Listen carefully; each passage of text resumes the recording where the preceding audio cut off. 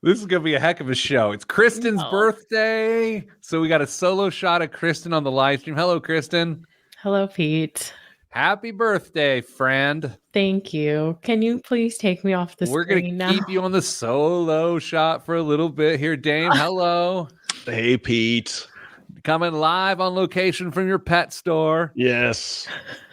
Dame's got like 1,000 sparrows chirping outside of his broadcasting barn. I think some birds might have made a nest in underneath one of the eaves of my barn, so I may have to go take care of that after the show today. If you were Governor Kristi Noem, you would murder them. All right, so Kristen, happy birthday! It is. Well, I'm going to take you off the full screen here. Thank you. This is a notable birthday, but are we talking about that, or like what's your comfort level there? I mean, we hint at the fact that I'm younger than you guys all the time, and we're talking about how it's a notable birthday. So I feel like it's pretty obvious that I'm 30 today. Ooh. And I'm having a hard time with it, gentlemen. 30 years old. I know. Dame, do you remember when you were 30? Barely. I barely remember. It's before I had kids. Yeah. I remember that. But those birds are amazing. Hold on, everyone. Shh. It is incessant. That's unbelievable. I feel like we're watching chicks incubate. You know? Yeah, sure. Kristen, did you ever, when you were a young lady, not that, well, you aren't now, but when you were a younger lady, did you ever think that you'd spend your 30th birthday on a live stream with two old bald men? No. And a nest full of birds. I didn't. It was not on my bingo card for my 30th, that's for sure. And Kristen, by the way, last week you did a supercut of the show and you sent it to Dame and I of me just staring up into space during elements of the show. Did you post that anywhere, or did you just keep it for our own personal use? It was just for our personal use, because to the listener, I always watch and listen to the show back, and I was like, man, Pete's really acting like he's thinking a lot, and what's going on here? So I decided to clip it, and it was pretty funny when it was all run together. Dame, I have been searching hot chicken menus all morning as to what I might have for lunch. Just so you know, maybe those hot chickens that are in the background there. Very, very small pieces of hot chicken, I have a feeling. A lot of birthday greetings for Kristen. Kristen, we have some segments today. Is one of them going to be about the you eavesdropping on a conversation yesterday at a restaurant? It can be, for sure. I think it totally needs to be. Okay. Kristen's texting Dame and I last night about her eavesdropping into these two gentlemen's conversation, just judging them, just really being what's misogynist but against men? What's that called? Does anyone know that? You mean like Kevin? Yeah. No, not Karen. No, like you're a misogynist, but what's the male root word for like you're against men? What's that called? Not walking into that. I don't know. Does anyone know? For what it's worth, I was not eavesdropping. The guy was like half yelling. I couldn't help but overhear. Okay, misogynist male version. I'm looking right now. Misandrist. Misandry. Ever. I don't know if I've heard that. Misandrist. Can you read the definition to me, please? Exactly. Misandry is the hatred of, contempt for, or prejudice against men or boys. Well, that's Kristi. Okay. Just kidding, of course. Happy birthday, Kristen. You're 30 years old. Dame and I went in on a joint gift for you, and it is a hearty batch of well wishes. Yeah, I figure. Yeah. Dave and I actually talked yesterday. We're like, we probably could have done something. And they're like, nah. Well wishes for all that's in the budget. It's true. You get your Moneyline gift card or something, right? Yeah. Yeah. Yeah. Okay. That is true. Okay. What are we doing today? I mean, it is your birthday, but by the way, no judgment here. But a lot of judgment. Thanks for not being the person that takes your birthday off. You know what I mean? Well, we do have flex holidays here, and the temptation to use my own birthday as a flex holiday pretty strong. But the thing about that is everybody else has to work. So like, what am I going to do? Just like sit at my house by myself on my birthday? Like, that's not fun. Yeah, that felt very judgmental to say that. I just remember once. Oh boy, never mind. All right, what are we talking about on the show? We have a question. Okay, great. About pensions. Lovely. We have me eavesdropping, yes, if you want to call it that.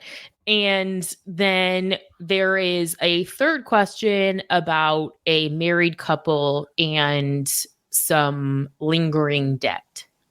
Well, I mean, that feels like a segment 2 and 3 based on your eavesdropping will line up perfectly. Correct? Yeah. They kind of will. Right? I mean, sort of, yeah. But Dame, are you looking at the questions? Yeah. Well, I'm the one that I shared with you this morning, yes. Oh. From misandry to miscellaneous. Wow. I don't know. Let's move on. I feel like something eventful happened this week that I was going to share with you guys. And now I don't remotely remember. Great. It makes for good radio. Okay. Let's start the show. Kristen, who's reading the email? I just sent it to Dame. Okay, Dame's reading it. All right. Here we go. 3, 2, 1. This week on the Pete the Planner Show, we answer your money questions. Here's how the show works. You email us askpete at petetheplanner.com. That's askpete at petetheplanner.com, and we will answer your questions. By the clearing of the throat, we is quite apparent, and that is Damian Dunn, male throat clearer. Hello, sir. Hello, Pete. And the birthday girl. It's me. Kristen Elanius. Happy birthday, friend. Thank you. This has got to be your worst birthday ever, spending time with Dame and I. You know, I chose to be here. I could have taken today off. So yeah, bold move. Okay. We have questions we're answering this week. Kristen was at a coffee shop eavesdropping on two men, and so we're going to talk about her misandry and on those sorts of things. But first, Dame is going to read a listener question. By the way, Dame is on location in a bird cage. Yeah. So if you not bird cage with Nathan Lane and Robin Williams, but there's tremendous number of birds outside of Dame's studio. And so it sounds like he is selling parakeets as a fundraiser for a school marching band or something. It's not my favorite show setting I've ever had, but we're going to go on. We're going to persevere. Okay. Should I get to the question? Sure. yes. Okay. Love the show. Keep up the good work. Hi, Pete, Dame, and Kristen. Our question revolves around whether my wife should opt for the pension or, quote, other option at work. She's starting a job where working for the state, and it's more complicated than the private sector in that there are options other than a 401k. We are in our late 30s, own a house, and have a 1-year-old child. Along with the 457B, which she will participate in, there's a choice between a pension option, which includes a defined benefit and defined contribution piece, and another option with a defined contribution only.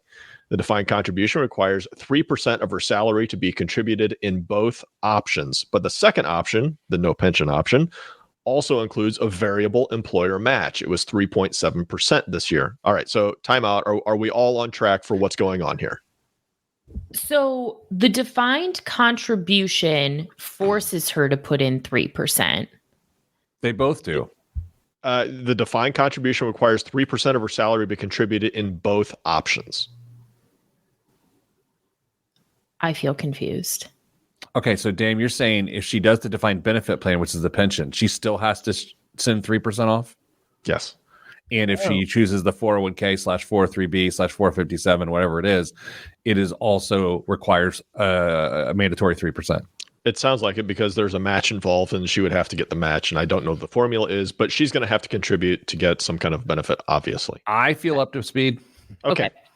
You do not get the match with the pension option, but you get the pension. Should have maybe read that question before the timeout. Or that statement. It appears that she would have to work for 22 years in order to receive the pension. If she left prior to that, bupkis. Ooh.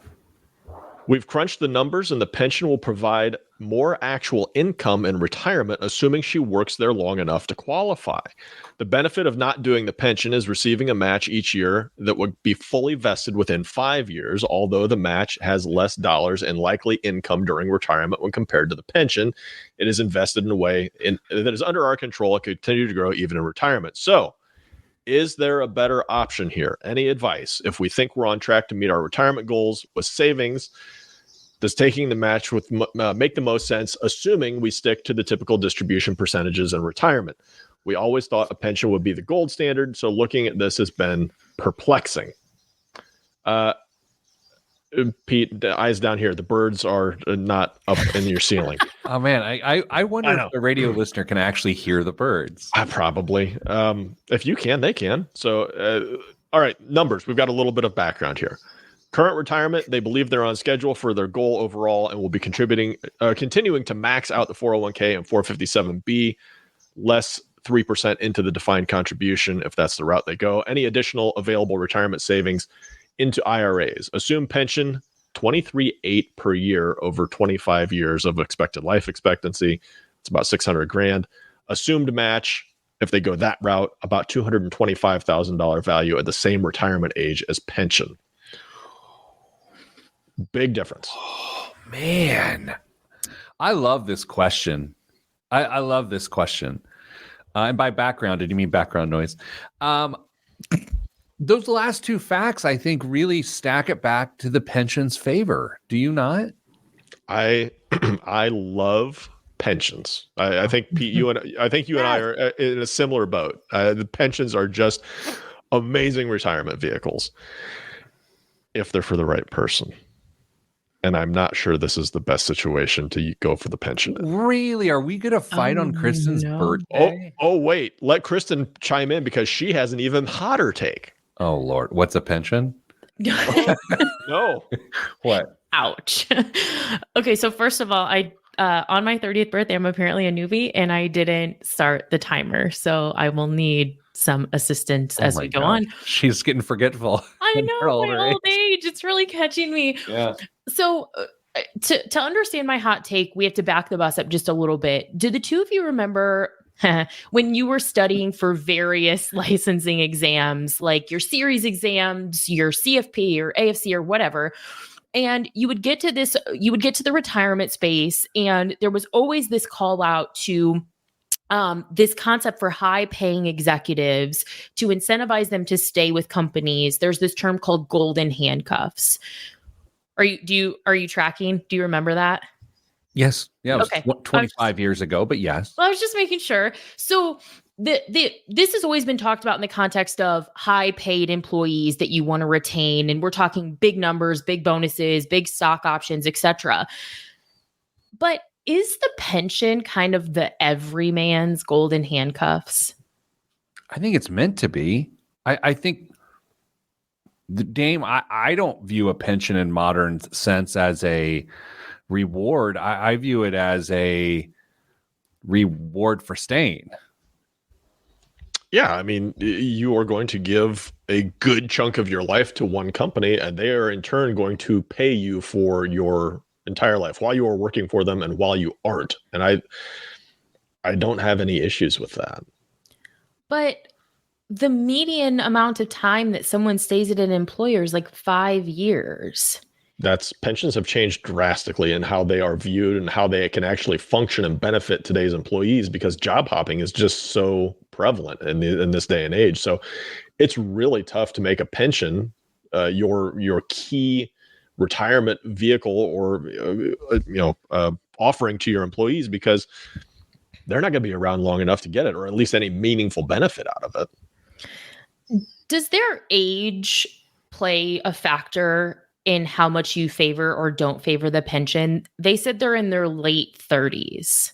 and then the wife has to work there for 22 years in order to receive the pension, and they're doing a lot of the right things independent of that, does that pull you away from the pension, or does it push you even harder to the pension? Pulls me away. Not necessarily because they're in their late 30s, but the fact they have a 1-year-old kid. There are so many variables that are on the forefront. They can't begin to think about being in a place for another 22 years. I'm going to check with my peanut gallery. Yes, they agree. But I think they've just got so many variables in their life right now that saying I'm going to commit to 22 years of work for this one employer, that's a really tough. Yeah, I kind of wish that this email was like, we're already 5 years in. Like, I wish it was that, because at 20, like T minus 22 years, that's a lot could go on. I mean, without knowing what government entity or whatever, like there could be a turnover in political parties in the state, and they wipe out the payrolls, and like you just don't know. Okay, you talked me into it. I think they should do the defined contribution plan. And it's with that we take a break so that Dame's birds can get a bird bath. Coming up after the break, more bird sounds and Kristen's birthday. I'm Pete the Planner. Kristen's 30 years old today. We celebrated with a pie full of magpies. What's the old children's thing where like there's crows in a pie or something? What's that thing? Anybody? I don't know. I'm only 30. No, I know what you're talking about, and I can't think of it. Yeah, blackbirds. Blackbirds, I think, but no one knows. No. Kristen, what are the big plans for the weekend? Let's hear it. So embarrassing. Yeah. Well, you're 30 now, so I know. There's a lot of embarrassing stuff happening. Really stepping out of my youth here. I think tonight I'm going to dinner at my dad's, and then potentially going to have drinks with a girlfriend of mine. And then I don't know what I'm doing Saturday, going for a run, I think. And then Sunday, because I celebrate the whole month of May, but Sunday I have asked my mom and my sister and my boyfriend to help fix the landscaping at my house as a birthday present to me. Didn't you just fix it last year? Just the one section. I want to do the rest of it. Okay. All right. Make sure you don't cut any fiber lines this year. That was so bad. But as you're getting older, you do need to pay more attention to fiber. Okay. Dame, this next segment is about Kristen eavesdropping on two men in Napanee, Indiana. Is that right? That is true. Was it Napanee? It was. Oh, okay. I totally made that up. 4 and 20 blackbirds naked in a pie, says Jameson, but that was a mistype. He meant baked in a pie. Are those pain drugs really kicking in from the recovery from your leg ailment, Jameson? 4 and 20 blackbirds naked in a pie. Man, this is why he's a listener of all time, right? Yeah. You don't earn that with not having typos. Those birds are unbelievable. I love them. I don't want you to feel bad. He hates it. I don't want you to feel bad, but I am going to bring it up for the next hour. He hates it. I'm definitely getting hot chicken now. Kristen, if you were in Napanee, were you at our favorite restaurant? I was not. No, I wasn't. I was across the street. What kind of birds are there, and how many do you think there are? There's probably just like 2. Do you want me to go look? Yeah. Let's do that. For crying out loud. They are crying out loud. That's the point. I still don't understand this blackbird thing, even with the correction. I don't know what it means. There's a nursery rhyme about like 4 and 20 blackbirds baked in a pie, or as they do in Texas, the birds are naked in a pie. Thanks, Jameson, for that. All right. I feel like Dame's the sort of guy that could literally go out there and Krav Maga these birds, and we'd have a better show. If they have a nest, that's not very kind. Okay. He's got to put his ears back in here. And it's learned 3 birds. Final answer. For those that don't know, Dame broadcasts in a barn on his property. It's a lovely barn. All right, Dame, what was the lay of the land? Didn't see any birds. What? I have no idea. They're in the walls. I'm a little nervous. They might be either down a downspout and stuck in a downspout, which happens occasionally. They're in the wall. Well, downspout wall, but I think they might be in a downspout. I was hoping you'd kill 2 birds with 1 stone. Oh, Gail is devastated. I know. Gail, does Gail even listen to the show anymore? Of course not. No, I mean, she's moved on with her lovely life. She doesn't need to listen to my tomfoolery. If she does, I hope she has it translated into German so she can learn some more local language. Hey, Gail, if you're listening, we love you. Absolutely. That is true. Okay. Let's continue on. And it's with that someone else here is going to have to tell the story. It's going to have to be Kristen. Don't. What? Please don't put me full screen. Oh, I'm not going to put you full screen. Okay. Of course I am. 3, 2, 1. Back on the Pete the Planner show. You know, back in the day when I was social and I'd go places, I would always find myself at a coffee shop or something, and inevitably the conversation behind me was a financial conversation. Sometimes I feel like there's 2 things that happen at coffee shops: Bible studies and financial conversations. And if Dave Ramsey's there, it's the same thing. And so yesterday, Kristen was it a coffee shop, Kristen? Yeah, it's a coffee shop. She's in Northern Indiana. She's listening to these people blab on, and she starts texting elements of the conversation to Dame and I, and it's a pretty spicy conversation. Kristen, what's the vibe here? Like, I want you to describe it. Okay, so the vibe of the coffee shop is that it's actually a little more on the loud side. It's not quiet by any stretch, and it is very full, despite the fact that it's a coffee shop, pretty much all hours that it's open. And so I was there around dinner time, but still very full, lots of people. And because it's a little bit more of a loud environment, you hear a lot of people's conversations. That's not abnormal. And the tables are really close together. So while Pete is making fun of the fact that I was eavesdropping, the gentleman was literally sitting, less than a foot from me. He was on the other side of, like, I was sitting in a booth and he was immediately behind me in another one. Okay. And what's the nature of the conversation? The nature of the conversation, the dynamic of the conversation was that the gentleman that was doing the most speaking was clearly some level of mentor to the other gentleman that he was with. So people have often accused me of being Damien's father. They think that we're related, that I'm older. So Dame, in this instance, as people are imagining this Northern Indiana coffee shop that's full, let's imagine I'm mentoring you. So Kristen, what advice or guidance am I giving to my mentee? Yeah. So the piece of guidance that you gave to your mentee that really kind of struck a chord with Kristen was the following. Money doesn't cause problems. It just reveals the stupidity you already had. You just couldn't afford it. Okay. This honestly, look, and again, this does feel like a Dave Ramsey billboard. Like this, I feel like I've driven on 465 in Indianapolis and I've seen like money can't fix stupid or something like that. But let's break down this idea. Money doesn't cause problems. It just reveals the stupidity you already had. You just couldn't afford it. Dame, you want to go first?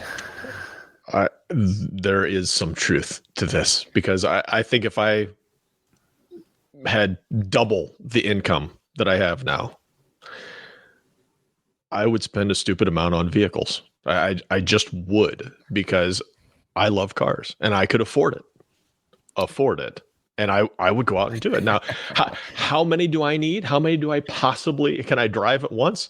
One is the correct answer of that. But I would want a few different ones because, well, gosh darn it, I'm successful and I've got the cash and I can go do that. It makes no rational sense, but I would. I kind of agree with the sentiment, but I don't like the negative aspect of it, which maybe that makes me soft. But like, I don't think by revealing behavior, it doesn't make a person stupid. It makes them human.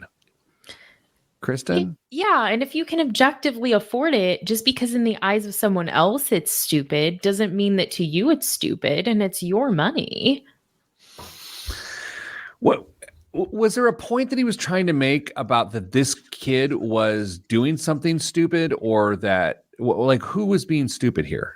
No, they were just like running through a lot of different conversations and they weren't talking through, like, I don't think they were talking about anyone's person specifically, but they were just like hitting a lot of hot takes as they went. And this was the one that was most applicable to our show. And then after that, he did give the example of, he was like, take me when, my first car, and it was some sports car, like a Challenger or something like that. He was like, my first car, that was stupid. It's because I had stupid money and I didn't know that this wasn't something I shouldn't do.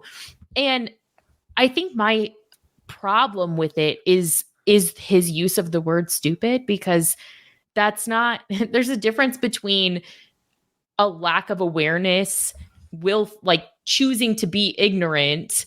Like, I don't think it's as easy as that word.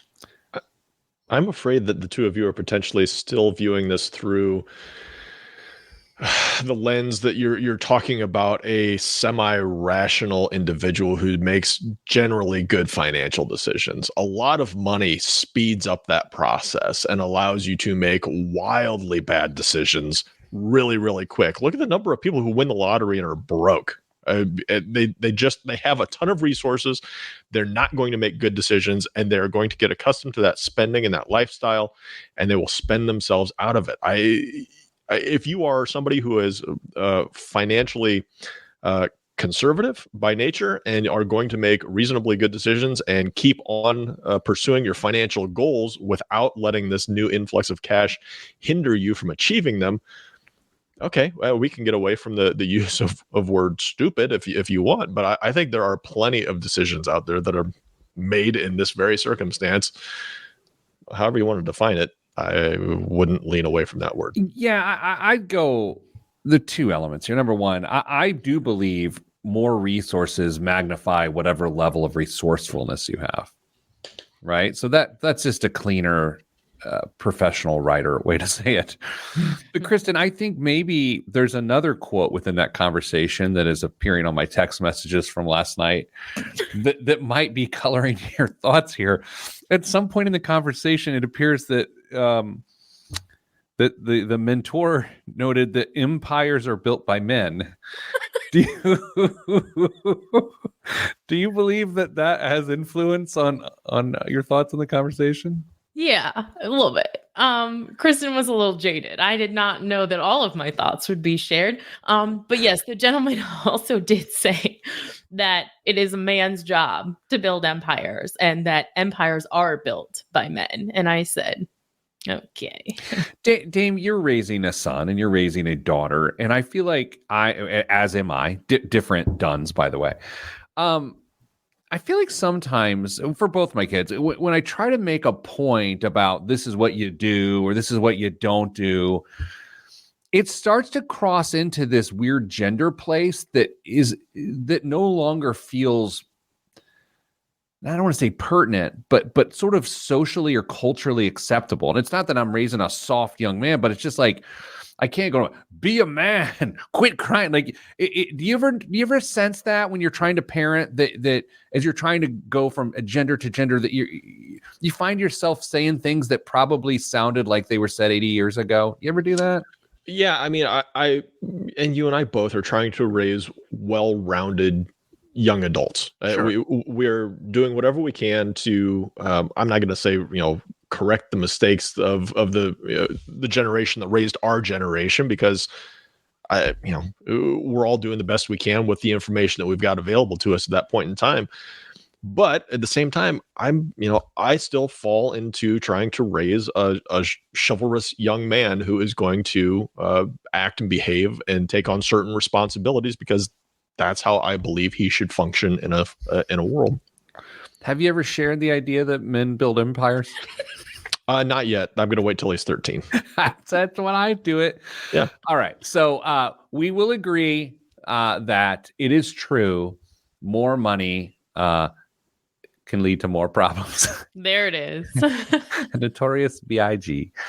Said that. Now, I do want to note that when it gets into relationships and money, and then and how money can magnify one person's behaviors and habits, yet there's another person involved, it can get a little messier. And coming up after the break, we're going to talk about an email that came in. It's about a marriage. It's about debt and how you look at that. All of that is next, right here on the birthday edition of the show for Kristen. I'm Pete the Planner. Okay. Thanks for sharing more context there. Well, I didn't read all of it. No, I mean, it could have been a lot worse. And I said they weren't your thoughts; they were his thoughts. You didn't do anything. you literally just transcribing. You're a stenographer in this case. You guys, the speed at which my thumbs were going. Were you with anybody, or were you just there by yourself eavesdropping? I was there by myself. Were you working? I was working on some CE that I'm behind on. Sheesh. I know. The reporting period's coming up and I'm behind. I don't even know what any of that means. Okay, so who's reading this question? Don't everyone volunteer at once, because I don't want to hear the birds. I don't have it open, so Kristen, I slacked it to you. I know, but the way I've got my screen set up, I can't open the document. All right. Slack it to me. It's fine. I'll read it. Daddy can read. Don't. Just don't. I'm sorry. We did that one. I will read the question. Yeah. And it like, I think it hits. No. As long as you're okay with me spending 30 minutes to take a shower after the show's over, say whatever you want. No one on the show no one listening to the podcast can see this thing that you just did along with that. And that's for the best. I'll read it. Caitlin Elanius summarizes how we all feel. Ew. Oh, come on, Sarah. Come on, Caitlin. Daddy can read. He said it again. Empires are built by daddies. If this is, this is on LinkedIn. This is on LinkedIn. You are committing so many HR violations right now.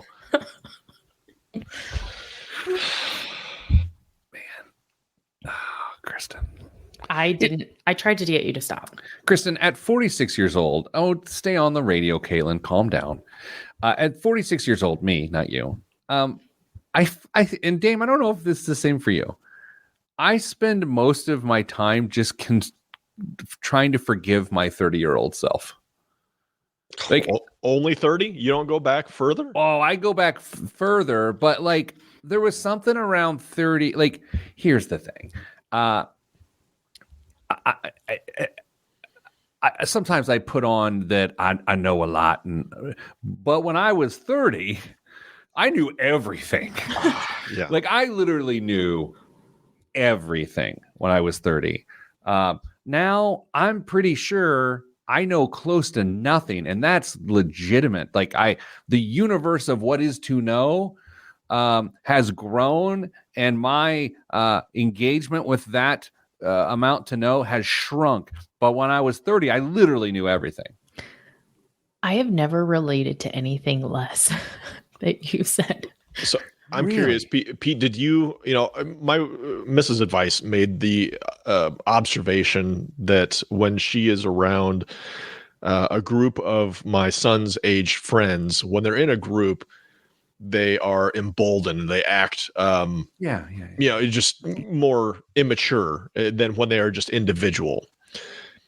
I think that changes a little bit. And so when you get to age 30, where you think you know everything, when you got in a group of people, did you feel like you were the expert in the room, or you knew more in a group of people than you did when you were had quiet times to contemplate, or did that just stay kind of level? That's a good question. I think there was something else going on. My pure performer was cranked up more then, and I don't think I had as much empathy, to be honest. It was about me being the smartest person in the room, and I would share information with people, but ultimately, if I really had to be honest with myself, and in retrospect, it was about me. And I'm I'm okay with that now because people grow, but that's definitely how it was. Yeah. This guy on a very special Pete the Planner show. Forgiveness. You've just given me a great segment idea. Is it about my deficiencies? It could be. Mrs. Planner has, if you just reach out to her, she's got a list. It's a running list. It's actually a spreadsheet, and it's on a thumb drive. Could I get the link to that, actually? Very special Pete the Planner show with Kristen and Mrs. Planner. Oh my gosh. Can you imagine that?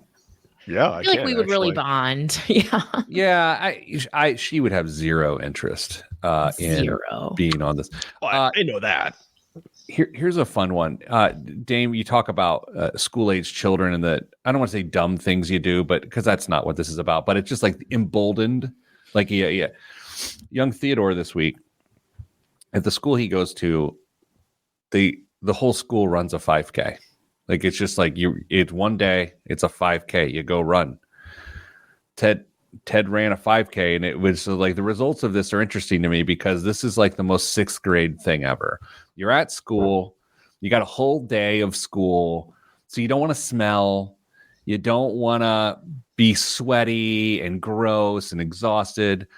But when you're around your buddies and there's a race, and I'd say a gun goes off, but that seems a little on the nose.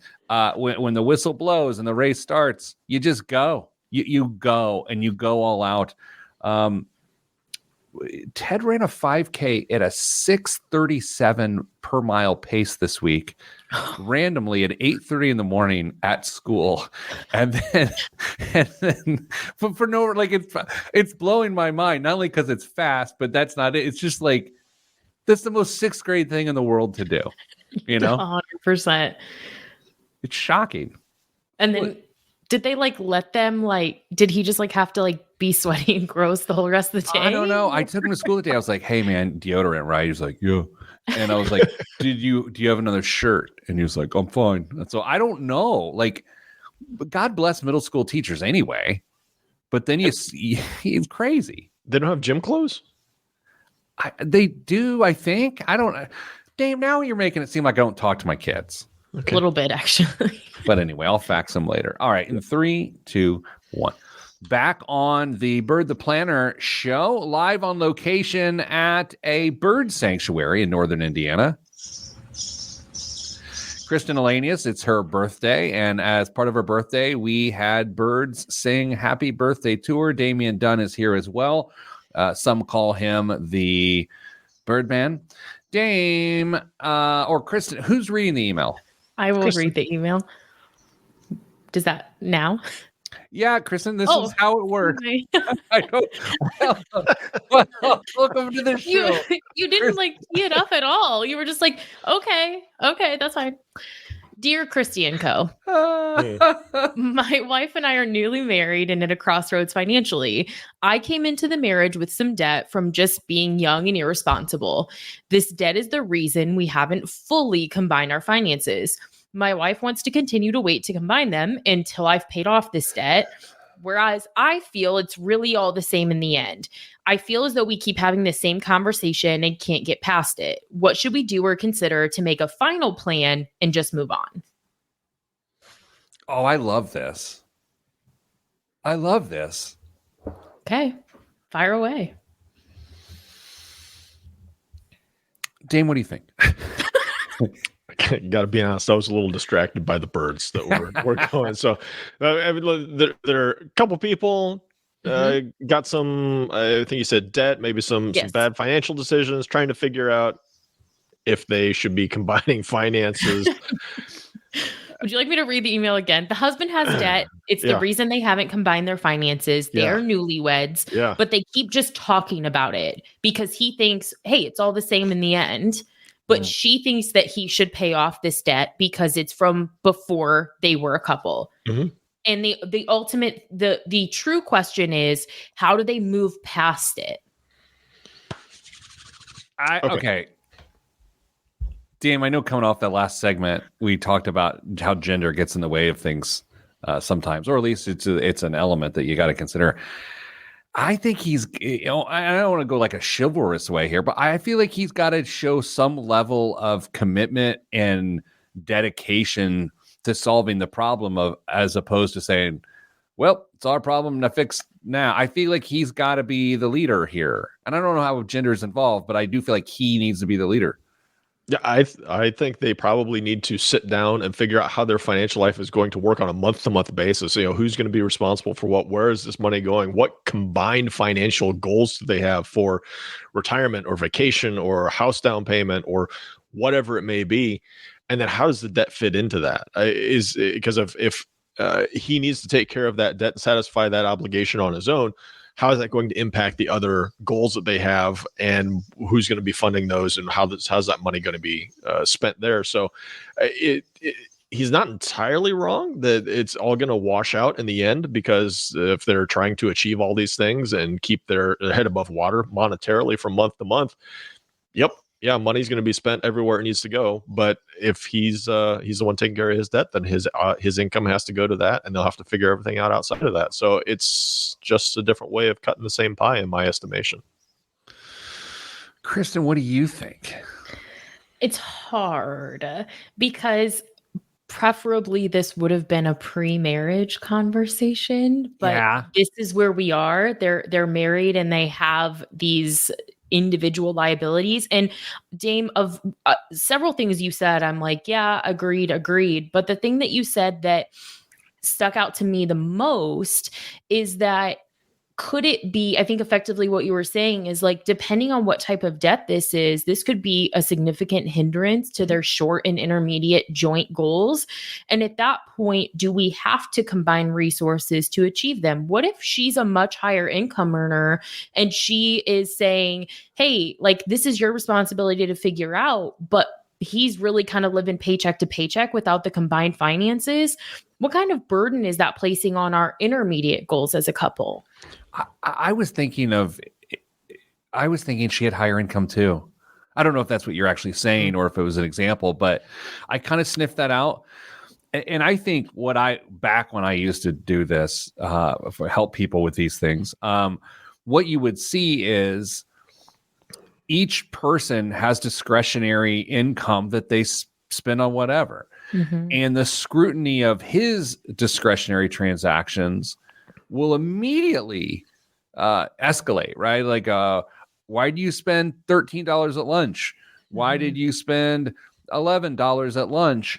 And that's going to add a lot of stress, no matter how they do this, because it is those same decisions, theoretically, of $13 lunch that got him in the jam in the first place. Yeah, I think that's a really great point. And when they're asking, the ultimate question is like, how do we make a plan and move past this?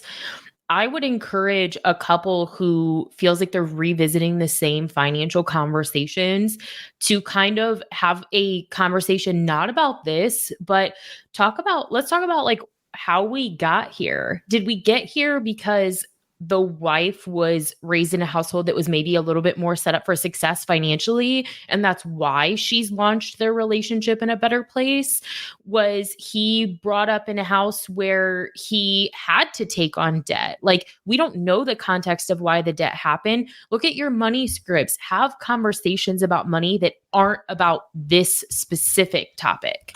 You guys, what if the debt is the wedding ring?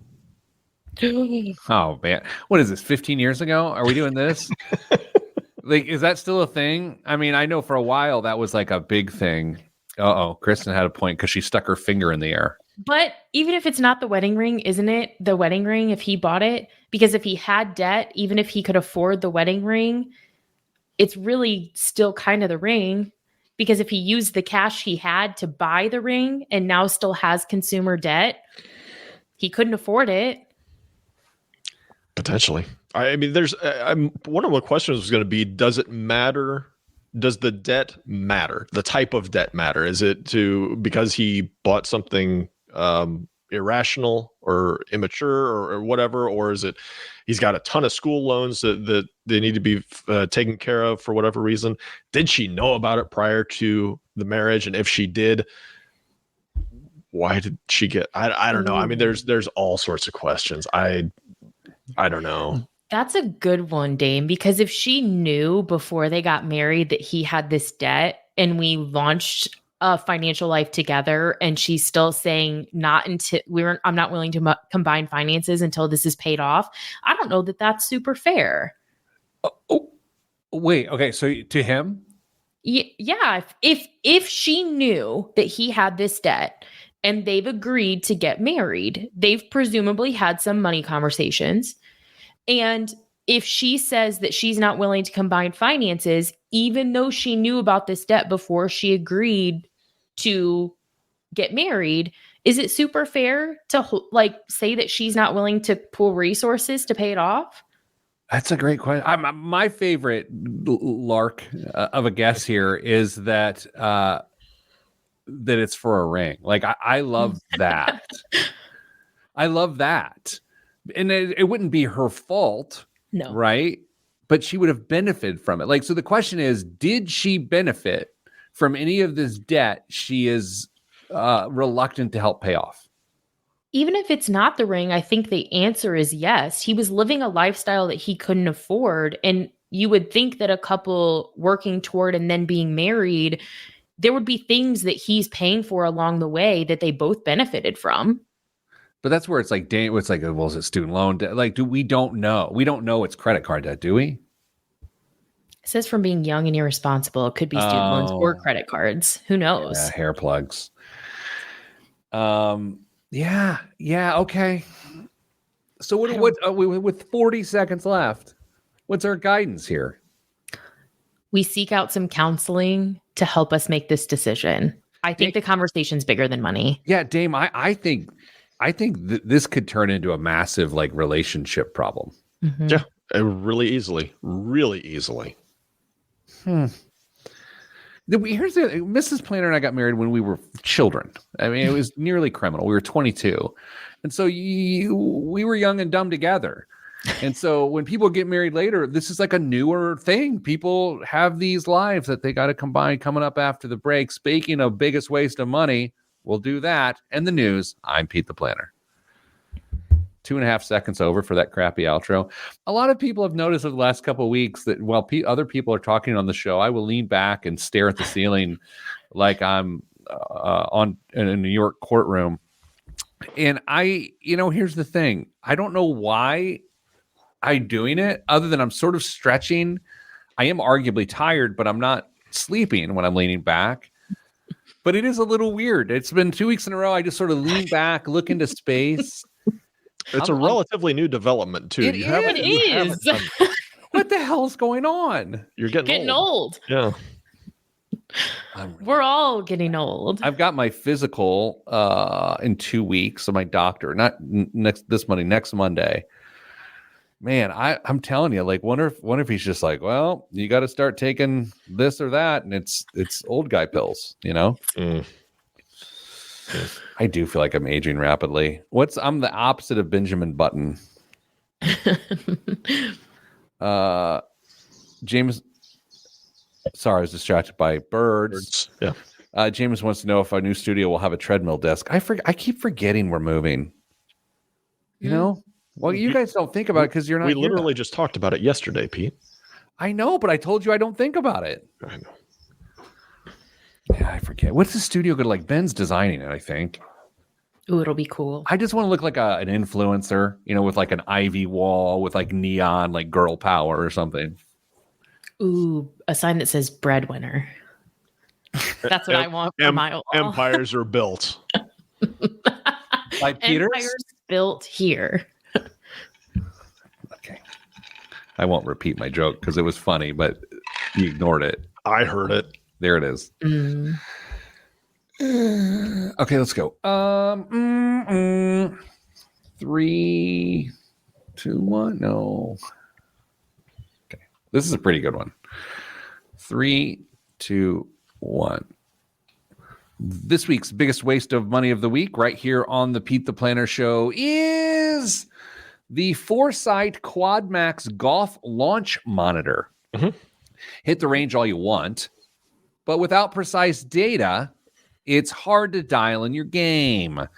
Powered by advanced 4-camera photometric data capture technology and trusted by PGA Tour pros, Foresight's Quad Max launch monitor releases 18 data points from the ball and the club, from launch angle and spin to ball apex, descent angle, and club head speed.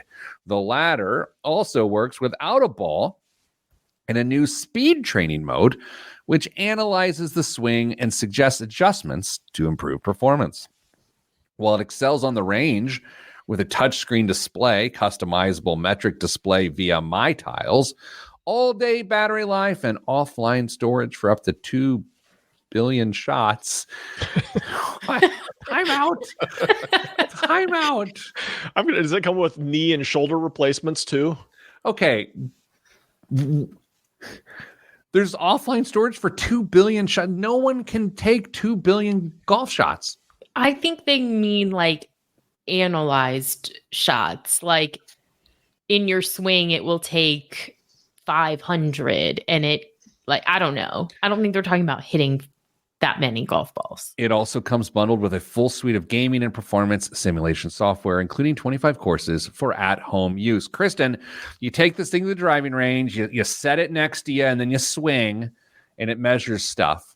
How much is the Foresight Quad Max golf launch monitor? This might be the biggest waste of money we've ever had. Well, honestly. And well, I have... You tell me. I mean... Is it a waste at $50 or is it a waste at $100? Like, what's it a waste at? Anything? It's a waste at any amount, because for it to be effective, it's going to have to be really expensive, and anything less than is truly a waste. And golf stuff is so expensive. And I don't know. Is it, I hate this game.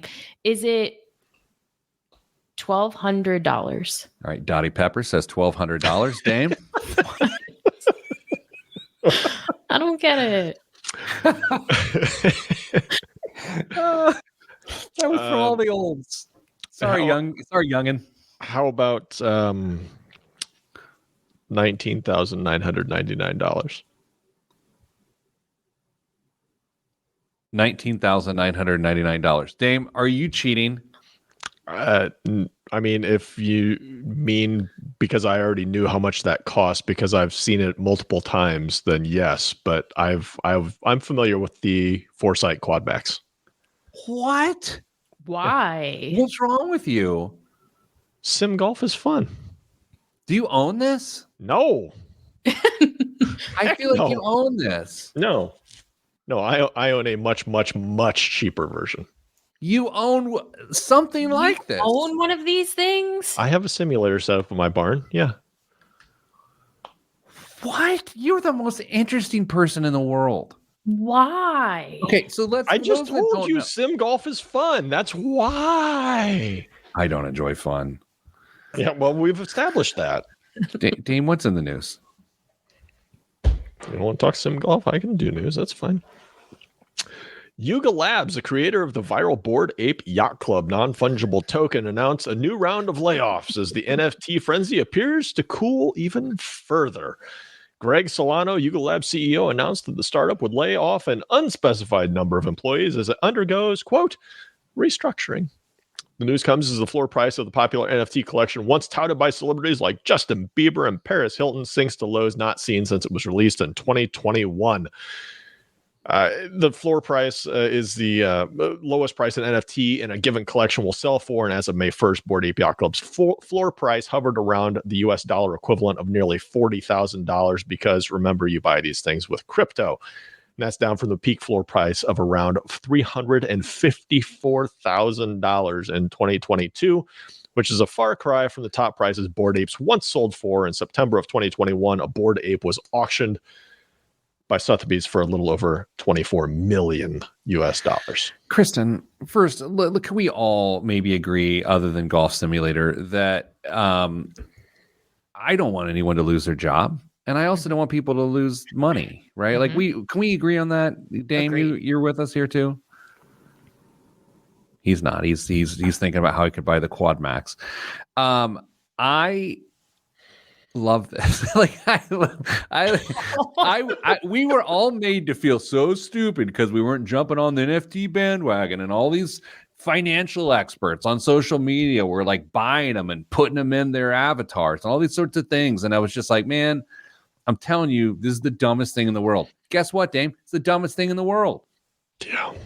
Unless you bought and sold it for a profit, then you did it right. But didn't work out so well for a lot of holders. It just never passed the sniff test.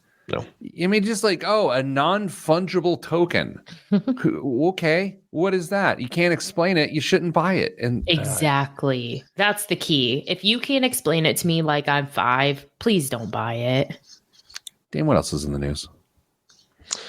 Bad news for the mole at Dave & Buster's. It'll soon be getting whacked even more zealously than ever before because there's going to be money on the line. The arcade chain plans to let adults wager $5 on some of its iconic games. What could possibly go wrong? Grown-ups among its 5 million loyalty members will be able to make classics like skee ball about more than just nostalgia by using the D&B Rewards app to bet against each other. D&B is not doing it alone. It teamed up with the competitions for cash startup Lucra, which already enables tennis and pickleball hobbyists to play for money. Lucra avoids the B word when it describes its services, calling them, quote, real money contests or challenges, which it says aren't regulated in the same way as gambling on games of chance. Kristen, I'm very anti-gambling. You know this? Yes. But I kind of love this. So you can let me get this straight. You and Mrs. Planner can be on a date night at Dave & Buster's. There's a lot of fallacies already happening here, but go ahead. Just go with me. Yeah. And I could be there making side bets on your ability or inability to play skee ball. I think so. Possibly. What are you like? A person's going, you scan a QR code on the machine, and then that user's success is measured against the app. This is genius. I love this. Yeah, but what happens when somebody's like tanks on purpose? Exactly. Yeah. Or like if I walked in and I was really good at pool, you probably wouldn't expect like a 30-year-old woman to be really great at pool. And then people place bets and then I come in and I just like run the table. Like what? Dame, do you notice like she literally is just 30 years old today and she's already throwing examples into the show about 30-year-old women? Did you see how like she is? Yeah. Oh yeah. She's really owning it. The parts of this are absolutely genius and fun, even though I don't like gambling. But there's some answers to be had here about, as Ted would say, point shaving. Every time a teammate performs poorly in youth sports for him, he accuses the poor lad of point shaving, which is a little aggressive. Yeah. But Dave & Buster's might have some of that as well. Yeah, I mean, between adults, alcohol, competition, and money, I mean, what could possibly go wrong around kids? Not a thing. What else? One more time, one story. Relationship advice: find someone who wants you as much as Google wants to be the default engine in Safari. Newly released court documents in the government's antitrust case against Google, which is scheduled to wrap up this week, show that Google parent Alphabet paid Apple $20 billion to remain the default in 2022. Bloomberg also reports that during the trial, a witness let slip that Google pays 36% of search ad revenue to Apple. And though that relationship is at the heart of the government's monopoly claims against Google, other documents show that Microsoft also wanted in, offering Apple 90% of ad revenue to break up with Google and go for Bing. But 90% of nothing is. Oh, wow. Yeah. Primary browser you use, Dame? Chrome. Kristen? Chrome. I feel like our developers, our software engineers here, I saw one of them the other day and they were on some browser that no one's even heard of. And it's like no one uses it except the engineers, Exactly. Yeah. Anyway, happy birthday, Chris. May your decade of 30s be fruitful. Sending everyone else good vibes because it's all that's in the budget. I'm Pete the Planner. This is the Pete the Planner show.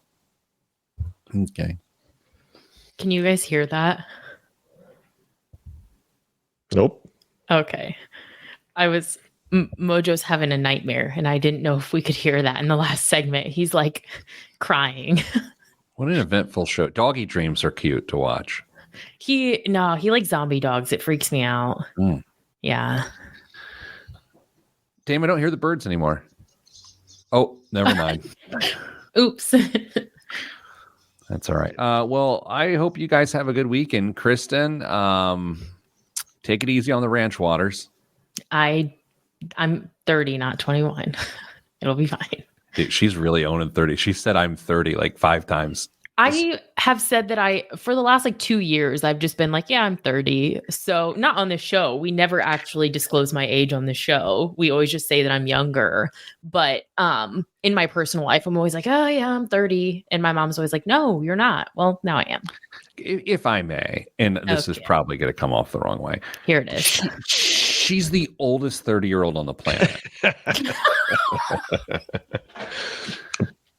People have been saying this about her for decades, Pete.